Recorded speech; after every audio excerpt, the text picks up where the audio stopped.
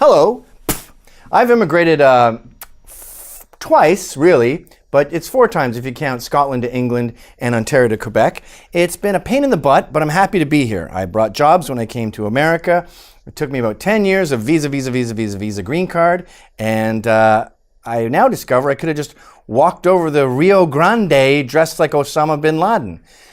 We have a system right now that punishes those who follow the rules, and there's this assumption that immigration has always been the same, and there's all these myths that surround it, but that's not true. This is not your grandfather's immigration. Hey, Angela Merkel, you're insane. In 2010, you said multiculturalism doesn't work. It's a failed experiment. I thought you were saying, I don't know if you hit your head or something, but recently you were reading, as Ezra Levant put it, Germany's suicide note. You're letting in 500,000 immigrants a year? The population of Germany is like 80 million. That's the same as America letting in 2 million a year. You're sabotaging the country. And the justification seems to be, oh, well, we had a good run. Let's wipe ourselves out. When someone questioned her recently, she suggested they go to church and look at a painting and understand history and culture. Dann aber auch bitteschön die Tradition, mal wieder in den Gottesdienst zu gehen oder ein bisschen bibelfest zu sein und vielleicht auch mal. Okay, I understand history and culture. I'm going to break down the top 5 myths I keep hearing again and again. They are, number 1, we're a nation of immigrants. What? What does that mean? Are you saying that, are you telling me that we didn't just slowly grow out of the ground like there was an America Adam and Eve, a Canada Adam and Eve, a Germany Adam and Eve? Yeah, I know that. I know that human beings are 250,000 years old. We started in Africa and spread across the globe like nomads. But eventually, in the modern world, you go, all right, this is a country now. You form borders. Every country forms borders, and you maintain those borders. You know what Mexico does to illegals? They literally put them in a bus and ship them out. That's the thing everyone makes fun of us for saying. Number 2, history is that of immigration. No, it's not, okay? In America, at least, it's gone open the gates, close the gates. Open the gates, close the gates. In the 50s, we had a massive surge. Plenty of illegals too. Closed the gates after that. Assimilate. Proud to be an American. Italians have their little tomato plants. Then they make some money. They move out into the suburbs. The Germans have their German towns where they speak German all the time. They learn English. They move to nicer areas, and so on, strengthening the fabric of the country, making more Americans America. People with like-minded minds, minding their own business. Then, in 65, the gates came off. They told us, the government said it was just going to be temporary, but they ripped the gates off and they haven't shut since. We had a huge surge in the late 60s and it's just been going whoop, whoop, whoop from there. And recently, we've been getting immigrants that don't like us. We're encouraging them not to assimilate. And this was all done because politicians thought, I know, I'll get more dependents. And a good 51% of immigrants are on welfare. And I'll get more votes. Guys, Hispanics don't vote. I think they had barely a 24% turnout rate in the 2014 elections. And Muslims in their home countries are notoriously disinterested in politics. So you got screwed and you screwed us over 10 times worse in the process. Number 3, they assimilate. No, they don't assimilate. I'm not going to say retard, very dumb person. I actually prefer handicapped people to people who say immigration myths. They radicalize. Listen to their accents. How many times you're in a cab and you go, yeah, I'm just going to Midtown. Okay, are you going to 3rd Avenue? And you're like, 3rd Avenue?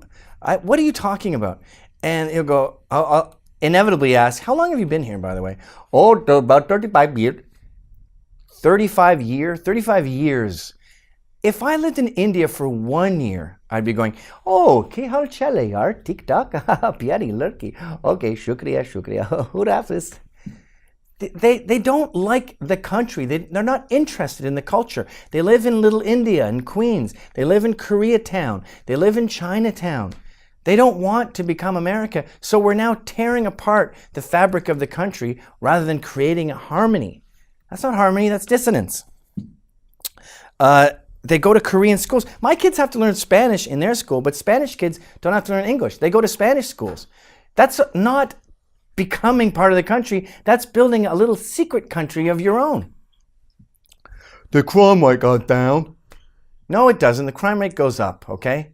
The Tsarnaev brothers were radicalized here. They get worse. Look at London. Look at all the London bombings and all these different attacks. You see pictures of them as kids and they have a Batman poster on their wall and they're going, we make things worse for them because it's cool to be anti-patriotic. Occupy Wall Street, Black Lives Matter, anti-Americanism is entrenched in those movements. In fact, the guy who shot the 2 NYPD cops was a radical Muslim. No one ever talks about that. The guy who's going to make pigs fly does not eat pigs. Same with the dude with the axe who attacked that cop. The terrorists in Canada where they killed, they had 2 major attacks in 1 week. Those were all born happy here. We are having a culture now where not only do our immigrants not assimilate, but our own citizens become jihadists because they don't want to be patriotic. So when we can't even get our own people in check, we shouldn't be bringing in hundreds of thousands of people who hate us. This brings us to number 5. Our native population is going down. Yes, our native population is going down or staying steady, but how is that a bad thing? I don't understand why we have to fill these rooms and fill these houses and they're just going to sit there and rot. The whole country's going to turn into Detroit if we don't keep cramming it with people that hate us. And it's worth asking, why is the fabric of the country falling apart? Why are all these guys not proposing and sitting on their parents' couch playing video games? Maybe it's because you killed their economic libido by giving away all the jobs that teenagers used to do. They don't mow lawns anymore. They don't clean pools. They don't develop a self in their formative years. They become formless blobs. This whole idea that there's become a jambalaya and, they say, oh, look at the cute little immigrant towns. They have less crime than other towns. Yeah, because there's less blacks. For whatever reason, cities with more blacks tend to have more crime. You chose this little rural town as an example of harmonious multiculturalism, but they're all speaking Spanish there. They're speaking Spanish in City Hall. That's not America. It's almost like an embassy.